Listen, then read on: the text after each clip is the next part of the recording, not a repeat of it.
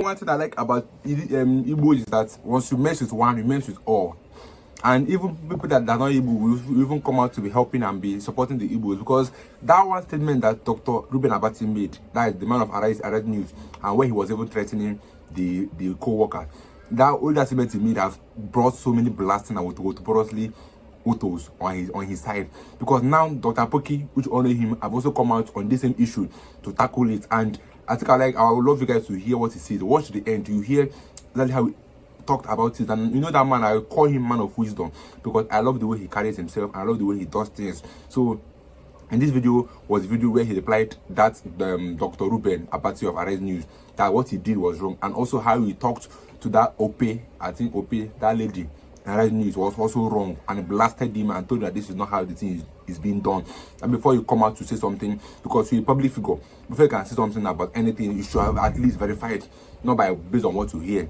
Like we're doing now, we give you verified news, what you have know you verified, than just going to hear something and then tell you guys. So that's how you should have done to that Igbo case. But he just heard something and then carried and was saying negative things about the Igbos, and then he had received Oto. I want you guys to hear this one first, and I will see you guys shortly.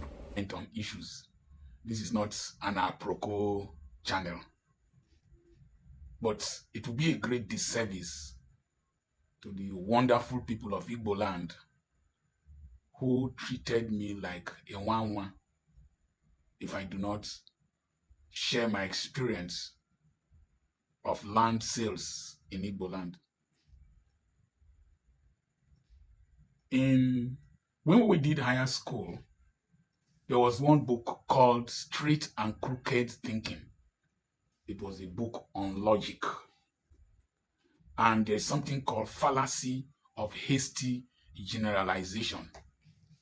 That is, you take one incident, you make a conclusive statement about that statement. And that is what led to that fallacy of hasty generalization, was what led to Dr. Ruben Abati taking the statement made by T.O.S. Benson, who was Minister for Communications and Information then, that because his in-laws did not sell land to him, that Igbos don't sell land to non-indigens. Number one, perusing the internet has shown that the people of Umbieri, where T.O.S. Benson's wife comes from, donated land to him, which he used to build a post office there that is still there. I know Umbieri very well. So,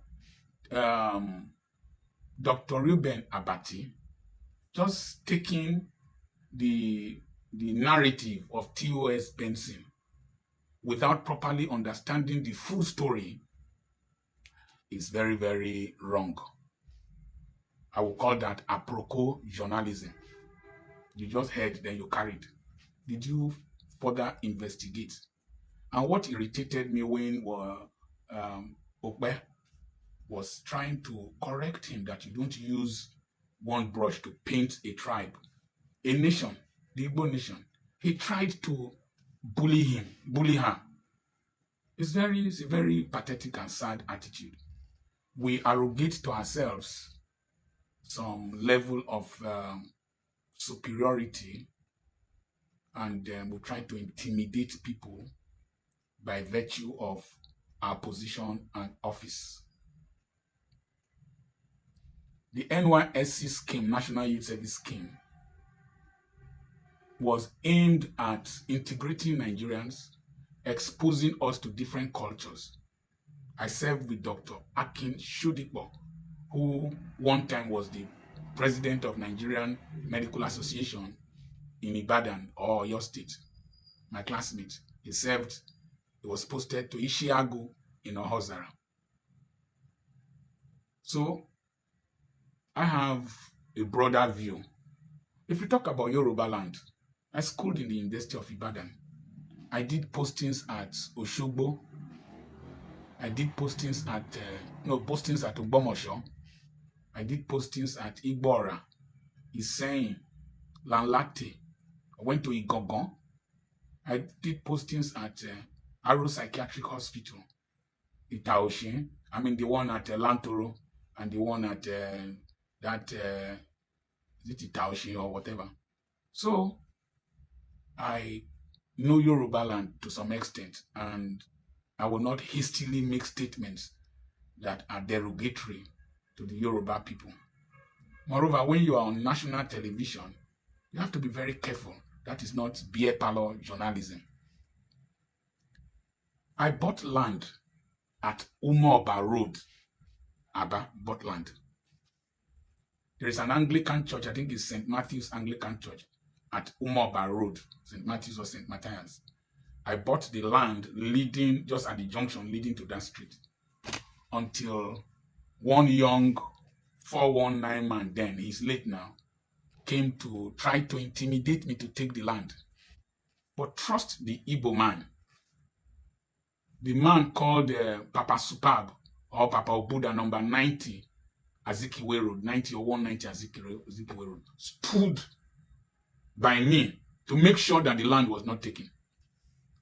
My landlord, Mr. Okpaleke, a custom officer, went with me that night to make sure my land was not taken. We went to the police station together. So to paint a wrong picture of the Igbo people with land is very bad. While we were at Aba, when I was medical officer of health, Aba local government area, Mrs. Mo of Rarian's village, if you watch Village Headmaster then, is Okpolo Mobu. When I treated patients there, they would call me, Yawena ala neighbor, Alakena Marama. I was stupid. I didn't buy. My friend, Pastor Felix Aihe from Edo State, he was resident in Yellow Avenue. I think he built his house there, Yellow Avenue. He bought that land. And then he bought several pieces of land where the present Aba Motor Park, the one that loads outside in the outskirts in Osisioma, he bought land there. There was Mr. Adano, an Isoko man. He had a building in Obo Hill. I don't know if Mr. Bello, that was repairing engines at Ukegbu Road, owned that building. A great percentage of the properties in Aba are owned by non-indigens. So to just come on national television and practice apropos journalism that Igbos don't sell land to non-indigens is very, very, very, very ungodly, wicked. That shows the deep-seated tribal bigotry in some of these tribesmen. You know, I talked about idiots, tribesmen, and citizens. Tribesmen are those who can't grow beyond their tribal affiliations, political biases, professional inclinations, and all that. And it is shameful that somebody with a PhD who contested elections in Ogun State. Ogun State is an enlightened state, to make such an outrageous statement on television. I had to cool down my anger before speaking. My friend, my classmate, Dr. Kingsley Oje, the medical director of Chiwendu Hospitals at Awomama.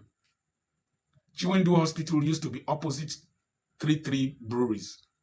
Then he went down towards the Ekenjaba River and bought a large expanse of land and built his hospital there.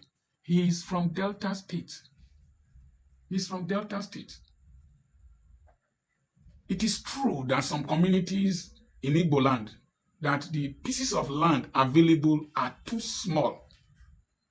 There used to be a law that for you to open a university, you must have 100 acres of land. And then a polytechnic, 50 acres of land. And then the Igbos complained that they don't have that kind of large expanse of land. I was in the National Board for Technical Education, their office in Kaduna, to collect a form for Petra Institute to build my tertiary institution.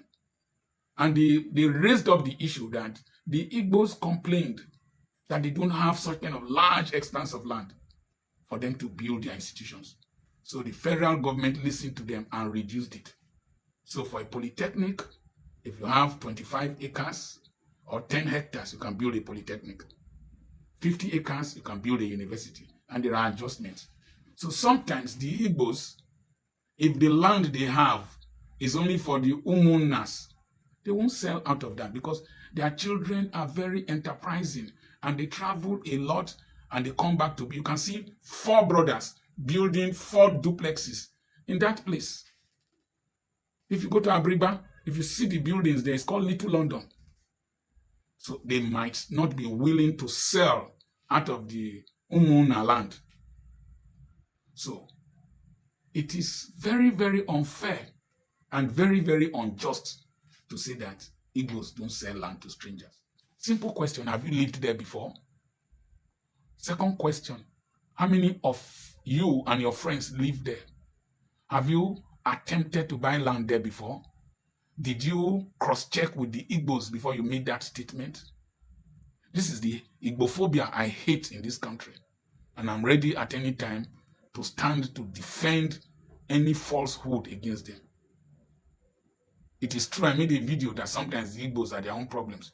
When Umahi was talking about landmark recreational center. So, have you lived there before? Did you attempt to buy land? Did you verify that statement with the Igbos? When you were corrected, did you listen to the other person, or you said every other person was parochial? Dr. Ruben Abati, I talk to you as an elder. You must detoxify your tribal bigotry. This station you are working in is owned by the old boy from my school, Dr. Ndoka Obaigbena, from Agbo. You think Igbos are so discriminatory that he allowed you to work there? Very unfair. Very, very, very unfair in this dispensation and level of enlightenment. A lot of the narrative people have about the Igbos, they've never been there. What you talk about the Northerners, have you lived in the North? Have you lived in Yoruba land? The narrative my mother gave to me, my mother lived in Enugu 1929 at coal camp. Then police barracks were still tents. My mother lived there. My wife's mother lived in Abakaliki much, much before my wife was born. That means about 80 to 90 years back. My mother lived in a coal camp earlier than 1929, if I'm right. The stories of Wawa and all that, when I got to Igbo land, the stories were totally different. So T.O.S. Benson's dispensation and the current dispensation are totally different. And if we are to live as a people in this nation, if we must have the moral high heights to condemn people like Ikba, Simon Ikba, and condemn those who are agitating for Biafra, we must have the moral responsibility to treat the Igbo man with respect in whatever way. Treat them with respect. Talk about them with respect. The same thing we should talk about any other tribe, Northerner, Yoruba, even foreigners among us. We must talk to each other with respect. You can't blame the Igbo man if he doesn't have a sense of belonging, because love is felt. Being welcomed is felt. Justice is felt. It is sin to be done. That statement that the Igbos don't sell land is a deep-seated hatred. Deep-seated hatred. And the anger with which Ruben Abati said it is a deep-seated anger that I see manifesting in different forms, particularly in the Lagos axis. And ironically, most of those who are agitating and aggressive towards strangers in Lagos State are not from Lagos State. They are not from Lagos State. And so we cannot use a paintbrush to paint the Lagosians The Lagosians are so welcoming that people have built houses around Lagos from different tribes and different races. If we must move forward in this nation, we must love ourselves. I think that the next generation, our children, should be more detribalized than my generation. We are willing to use tribalism to gain undue advantage in politics, to gain undue advantage in our workplaces.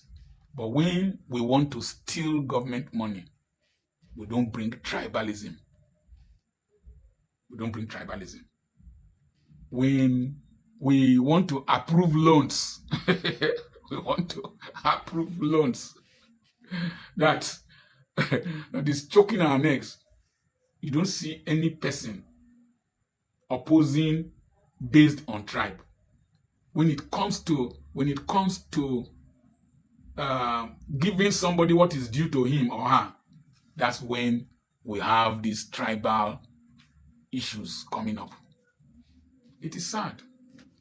I think whipping up tribal sentiments is for intellectual midgets. Intellectual midgets. Bring it on for intellectual midgets. For people who can't compete on a level playing ground. And to make categorical statements without proper research. Reuben Abati should have resigned from that post or be sacked. If Morgan Pierce or Richard Quest or whoever makes such statements on national television, either he renders an apology or he resigns or he's sacked. I am Dr. Charles Apoki. Send a message to +234 802121 9262 to register for my upcoming webinar on the 6th and on the 7th of December. We record our webinars because we know people register from Australia, Japan, China, the US, the UK, and they have different time zones and work schedules so that they can hook up and watch from the link after the webinar. God bless you. Remember, I have properties for sale. God bless you real good. I believe Nigeria is the best country to be born. We are very great and wonderful people. Most of those creating problems in this country are not even from this country. The headsmen, the terrorists, the bandits are not from this country. The typical Nigerian in the streets of Lagos, in the street of Aba, in the street of Mina are very, very wonderful people, very lovely people. Is we go school. When we do mejeji, they call illiterate. Yes, we qualify to be illiterate because only illiterate we talk that kind of thing. This is my wicked generation. We are the problem of this country, and I separate myself from them. God bless you. So that's a word of wisdom from Dr. Abati, from Dr. Apoki rather, because this is what they normally do to the Igbos. They try to talk down the Igbos, and the more you keep quiet, the more they keep on talking bad about the Igbos. And thank God for those that have come out to speak. In person like Dr. Apoki have come out to say. So Abadi have also blasted Dr. Abati. Another person that have started the Igbos. I think that's what we need in our country, Nigeria. We don't expect them to come and be speaking bad about our country any longer, because if Igbos keep it quiet, they will keep on messing us and messing with the Igbos. You can imagine saying something about the Igbos that is completely lie without investigation you are talking about against the Igbos. And that man of a public figure shouldn't be doing that kind of mistake, because it's what making him leave that place. Because if the Igbos should drag him, he's probably losing that job, because he doesn't have the right to come up and say things that he's not sure. You get? So that's something. That's why I love how they're dragging him now. It's not as if it's a good thing, but at least you should caution him against other person that might come out to say things about the Igbos that is false. So this is video from Dr. Apoki, and I'll let you guys everybody watched in the comment section. I will see you guys in my next video. Don't forget to subscribe if you're new here. Subscribe and share. See you guys.